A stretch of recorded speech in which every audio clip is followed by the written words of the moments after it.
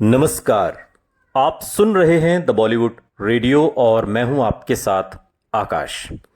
दोस्तों, आज के इस पॉडकास्ट में किस्सा राजेश खन्ना का और साल है 1971। वो दौर जब राजेश खन्ना अपने गोल्डन पीरियड में थे। वो दौर जब राजेश खन्ना अपने उरूज पर थे।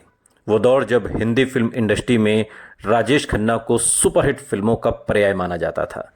यानी कि राजेश खन्ना जिस फिल्म में है उस फिल्म का सुपर डुपर हिट होना तो तय है, कोई रोक ही नहीं सकता। राजेश खन्ना से बेहतर और कोई नहीं हो सकता इस कहावत को सच साबित करने के लिए कि जो सबसे बड़ी ऊंचाइयों को छू लेते हैं वही सबसे बुरा पतन भी देखते हैं।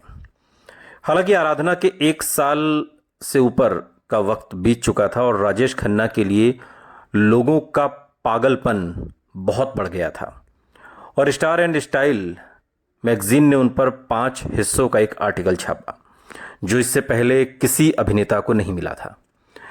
जैसी चीजें इसकी लगातार पुष्टि करती थीं, अगर एक फिल्म पत्रिका फिल्म फेयर ने जतिन को राजेश खन्ना बना दिया था तो दूसरी ओर स्टार एंड स्टाइल ने कुछ ही महीनों में उसे एक सफल अभिनेता से एक स्टार बना दिया था।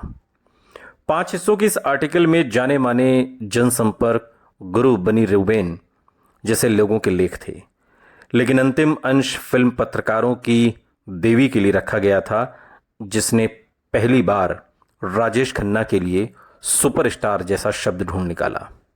सुपरस्टार, आमतौर पर स्टार ही होते थे, लेकिन पहली बार किसी के लिए सुपरस्टार जैसे शब्द का इस्तेमाल हुआ। राजेश खन्ना की तरह ही देवयानी चौबल का जन्म एक खुशहाल परिवार में हुआ था। वो घुड़सवारी में दिलचस्पी रखती थीं। उन्होंने पत्रकारिता करियर फिल्म फेयर में गुलशन इविंग के अंडर शुरू किया था और उन दिनों फिल्म पत्रकार चंद एक विषयों पर ही ध्यान देते थे और देवयानी चौबल का क्षेत्र शूटिंग और पार्टियां थीं।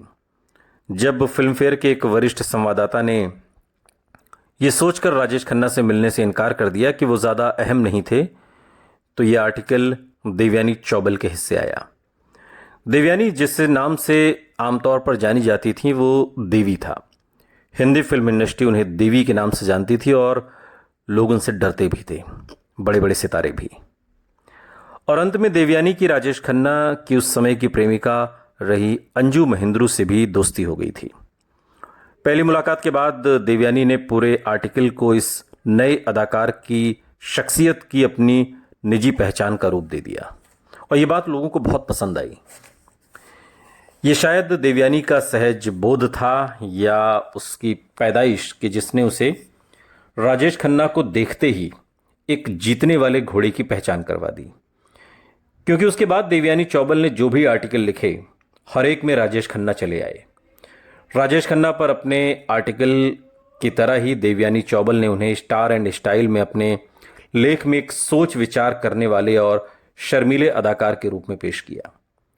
उसने अपने ऊपर राजेश खन्ना के इर्द गिर्द एक तिलिस्म सा खड़ा कर देने का जिम्मा ले लिया और उन्हें कुछ इस तरह पेश किया जैसे वो अपने सितारा होने के बारे में पूरी तरह सजग थे और तब तक उनका सितारा होना अधिकतर देवयानी के शब्दों में ही रचा बसा था और फिर भी उनकी तरफ उदासीन थे। राजेश खन्ना की शानदार सफलता प्रभावशाली थी, लेकिन उसे किस्मत का खेल भी कहा जा रहा था। जिस रफ्तार से वो 1971 में फिल्म इंडस्ट्री पर छाए थे, 1970 की 10 चोटी की फिल्मों में 5 में राजेश खन्ना थे और जिस आसानी से वो चोटी पर विराजमान हो गए थे उसने सारा सिलसिला बाग में सैर करने का सा गुमान दे गया था। किस्मत के इस खेल के बावजूद भी राजेश खन्ना को मेकअप लगाना पड़ता था, कैमरे के सामने खड़े होकर इशारा पाते ही अपने डायलॉग बोलने पड़ते थे। लेकिन उनके संबंध में किस्मत के साथ को इतना महत्व देने का एक कारण यह भी हो सकता है कि चाहे कुछ कर दिया जाता, नतीजा एक ही था, बेमिसाल कामयाबी। उनकी फिल्मों को देखें तो लगता नहीं कि भूमिका चुनने की उनकी कोई खास कसौटी थी। वो कुछ भूमिकाएं निर्देशक की वजह से चुनते, कुछ उनको बनाने वाले बैनर की वजह से और कुछ इसलिए कि वो उस पेशकश को नामंजूर नहीं कर पाते और कुछ ऐसे कारणों से जो समझ से बाहर है। फिर भी भूमिका या निर्माण कंपनी कोई भी रही हो, एक के बाद एक फिल्म आशा से बहुत ज्यादा सफल हुई, जितनी उम्मीद थी उससे भी ज्यादा। सफलता के इस दौर ने उन्हें और बाकी सब को भी विश्वास दिला दिया कि उन्हीं की वजह से सब कुछ हो रहा है। राजेश खन्ना फिल्म में ना हो तो फिर फिल्म कुछ भी नहीं। राजेश खन्ना फिल्म में हैं इसलिए ये फिल्म सुपर डुपर हिट है।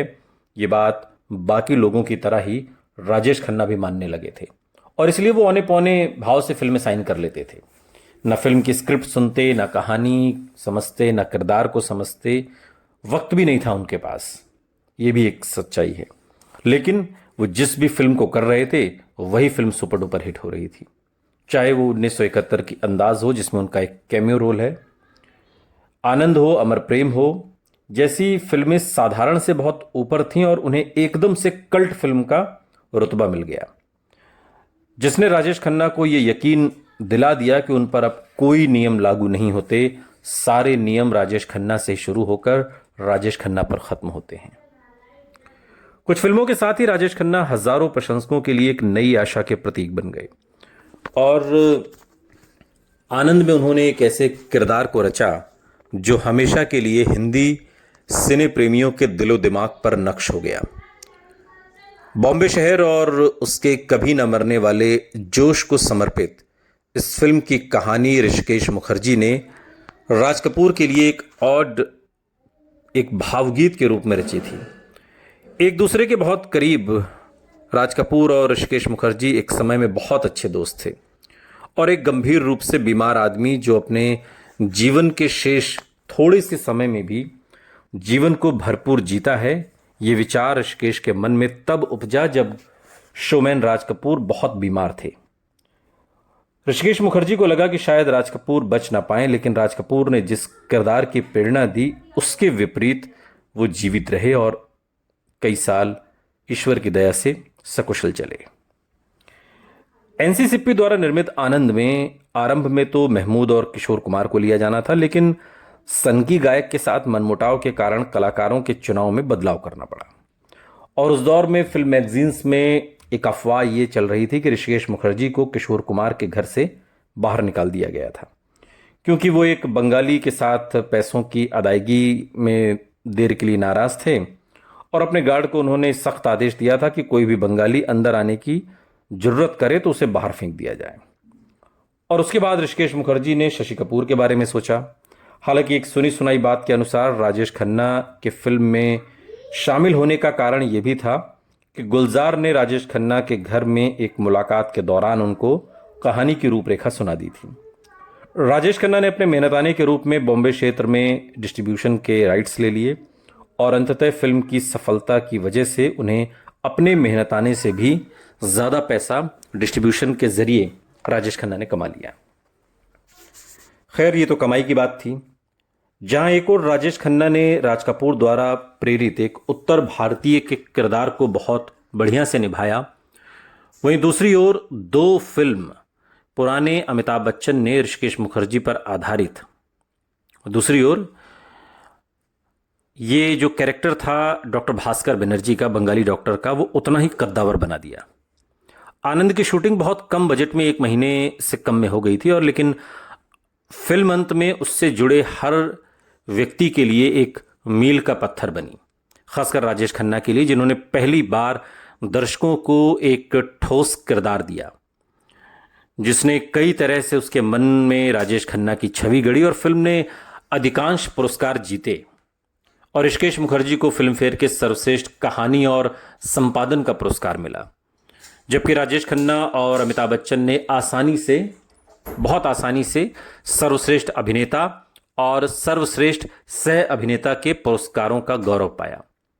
सलील चौधरी ने योगेश और गुलजार, जिन्होंने फिल्म के डायलॉग लिखे थे, द्वारा लिखे गए गीतों पर संगीत तैयार किया। स्पष्ट कारणों से किशोर कुमार ने राजेश खन्ना के गीतों को आवाज नहीं दी, हम सभी जानते हैं, लेकिन मुकेश और मन्ना डे ने सराहने लायक ढंग से किशोर कुमार की जगह भर दी और गीतों ने आनंद के विभिन्न भावों को पकड़ा। मसलन मुकेश के गाए गाने मैंने तेरे लिए ही 7 रंग के सपने चुने गुलजार का लिखा, और उसकी असीम आशा को दर्शाते हुए एक गाना है योगेश का लिखा हुआ कि कहीं दूर जब दिन ढल जाए, उसे एक मार्मिक मनोदशा में पकड़ते हुए लेकिन एल्बम का जो मुख्य धार था, जिंदगी कैसी है पहेली, इस बार योगेश की कलम ने दुख दर्द भरे गीत लिखे और मन्ना डे की मुलायम आवाज थी जिसने राजेश खन्ना को एक और ताउम्र चलने वाला, पूरी जिंदगी याद रखने वाला गीत दे दिया। और गीत जिंदगी कैसी है पहेली है, जो एक मरते हुए आदमी की अधूरी इच्छा को जाहिर करता है, जो जिंदगी को कुछ ज्यादा समझना चाहता है और इससे पहले कि जिंदगी उसे छोड़ दे। आनंद ने राजेश खन्ना को महज व्यावसायिक सफलता या आलोचकों की तारीफ के अलावा भी बहुत कुछ दिया। उसने उन्हें पर्दे पर उनका सबसे बड़ा और देर तक याद रहने वाला किरदार दिया। पर्दे पर उनकी कभी हिम्मत न हारने वाली छवि बनाने के साथ साथ आनंद ने राजेश खन्ना को अमिताभ बच्चन के सामने भी लाकर खड़ा कर दिया, उस दुबले पतले नए अभिनेता के सामने जो आने वाले वर्षों में उनकी सबसे बड़ी चुनौती होने वाला था। उस दौर के मशहूर हास्य कलाकार महमूद साहब ने अमिताभ बच्चन को एक सलाह दी कि वो आनंद का पूरा फायदा उठाएं। नौजवान अमिताभ बच्चन ने अपने दोस्त अनवर अली के बड़े भाई की बात को बहुत संजीदगी से लिया और आनंद में अपने अभिनय को राजेश खन्ना के मृत्यु वाले सीन के आसपास तैयार किया। महमूद ने अमिताभ बच्चन से कहा कि राजेश खन्ना के आनंद के अंतिम सांसें लेते समय पूरा देश बंधा हुआ होगा और उस वक्त उन्हें अपने को खुला छोड़ना होगा। अमिताभ बच्चन ने बिल्कुल वही किया और वो व्यक्ति जिसे शुरू होने से पहले ही नकार दिया गया था, वो अचानक से सुर्खियों में आ गया। अचानक से लोगों ने नोटिस किया, चूंकि उस वक्त राजेश खन्ना की मृत्यु हो जाती है, वो लेटे हुए, वो कोई एक्ट नहीं कर सकते और वो सारा अभिनय अब राजेश खन्ना की जगह अमिताभ बच्चन को करना था। अमिताभ बच्चन को भविष्य में उनकी पत्नी बनने वाली जया भादुड़ी के साथ गुड्डी के लिए करार उनका किया गया था, लेकिन आखिरी समय में ऋषिकेश मुखर्जी ने उन्हें बदल दिया और हालांकि वो फिल्म में एक छोटी सी भूमिका में नजर भी आए और इस घटना ने अमिताभ बच्चन के फिल्मी सितारा बनने के ख्वाब को लगभग खत्म ही कर दिया था। आनंद से पहले अमिताभ बच्चन इतने मामूली थे कि राजेश खन्ना ने मुखर्जी से सह कलाकार के बारे में पूछने की जहमत तक नहीं उठाई और हालांकि उन्होंने भी बाकी दुनिया की तरह आनंद में उन पर अच्छी तरह से ध्यान दिया, फिर भी उन्होंने कई बार अमिताभ बच्चन के होने को ही नकार दिया। लेकिन अमिताभ बच्चन ने आनंद में कहीं ना कहीं राजेश खन्ना के समानांतर तो नहीं कह सकते, लेकिन ये एहसास ज़रूर दिला दिया कि दरअसल वो आने वाले समय के बड़े कलाकार हैं और शायद वो राजेश खन्ना से आगे भी निकल सकते हैं। और हुआ भी यही। एक समय आया जब राजेश खन्ना से आगे पहले सामने खड़े हुए और फिर राजेश खन्ना से काफ़ी आगे निकल गए अमिताभ बच्चन, जिन्हें सदी का महानायक कहा गया। सुनते रहिए द बॉलीवुड रेडियो, सुनता है सारा इंडिया।